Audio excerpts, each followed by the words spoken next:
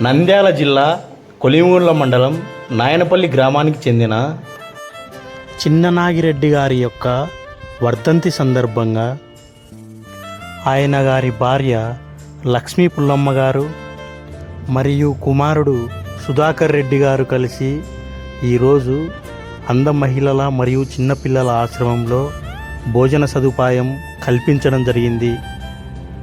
చిన్ననాగిరెడ్డి గారు ఏ లోకాన ఉన్నా ఆయన పవిత్ర ఆత్మకు శాంతి చేకూరాలని ఆ భగవంతుణ్ణి మనస్ఫూర్తిగా ప్రార్థిస్తున్నాము.